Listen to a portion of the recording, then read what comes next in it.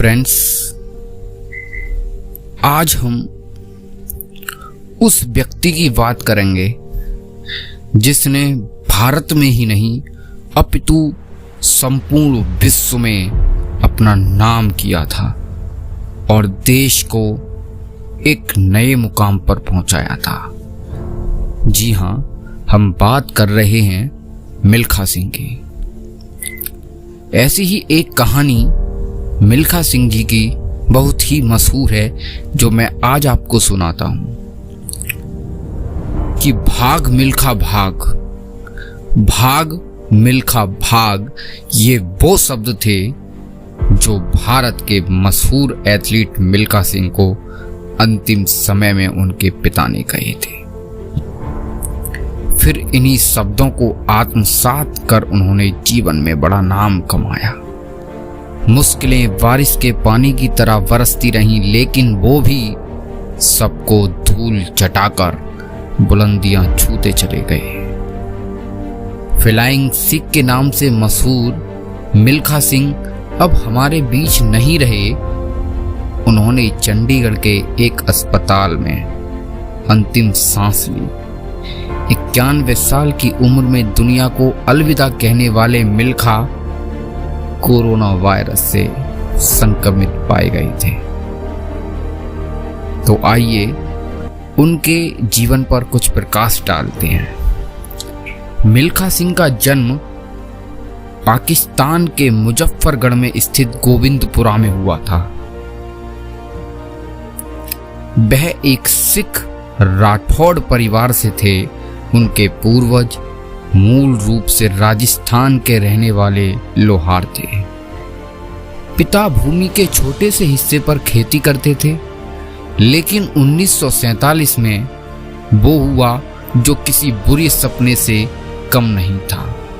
बंटवारे में मिल्खा अपने परिवार और घर दोनों से बिछड़ गए। उनके जीवन पर आधारित फिल्म भाग मिल्खा भाग में ये पूरी कहानी दिखाई गई है। बंटवारे के वक्त मिल्खा सिंह की उम्र महज 15 साल थी। उनका गांव कोट अड्डू मुल्तान के पास एक दूरस्थ इलाके में था। यहां अखबार तक नहीं पहुंचता था, जिसके कारण लोगों को इस बात का कतई अंदाजा नहीं था कि देश का बंटवारा हो गया है। यहाँ किसी राजनीतिक उथल पुथल की कोई जानकारी नहीं थी। इन्हें देश से जुड़ी खबरों की जानकारी तब मिलती थी जब पास के शहर से यहाँ सामान खरीदने आता था। गांव में सभी समुदायों के बीच काफी एकता थी। लोग मिलजुल कर रहते थे। उस समय कबड्डी और रेसलिंग पसंदीदा खेल माने जाते थे। बंटवारे के वक्त अचानक से गांव के बाहरी इलाकों में जब उन्मादी भीड़ पहुंची तो लोग एक दूसरे को बचाने की कोशिश करने लगे। एक स्थानीय नेता ने भीड़ से बात करने की कोशिश की, लेकिन उन्हें मार दिया गया। अगले दिन भीड़ गांव की ओर आ गई। भारी गोलीबारी में बड़ी संख्या में लोग मारे गए। मिल्खा छिपने की कोशिश में थे। एक रिपोर्ट के अनुसार मिल्खा सिंह ने अपने पिता को अंतिम समय में भी बहादुरी से लड़ते देखा था। पिता ने कहा, जी हाँ, ये बात उस समय की है जब मिल्खा सिंह के पिता उनके साथ थे।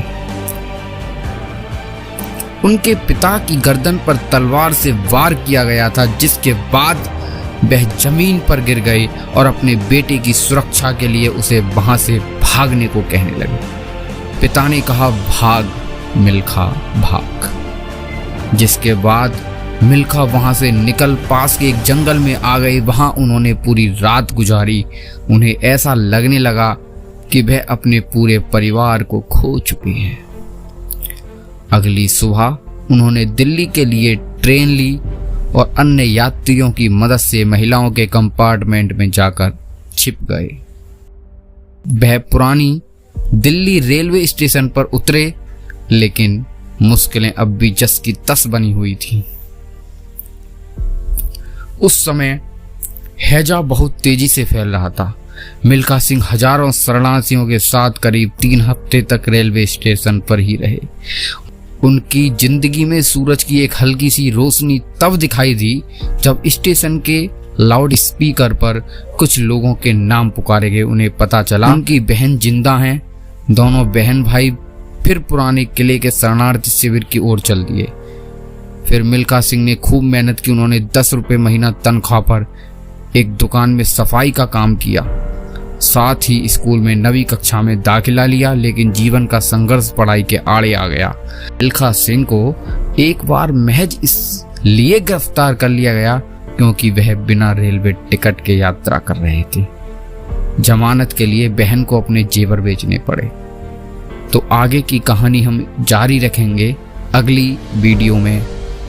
आप सुनते रहिएगा, हमारे इस चैनल को सब्सक्राइब जरूर करिएगा आगे की कहानी सुनने के लिए। धन्यवाद।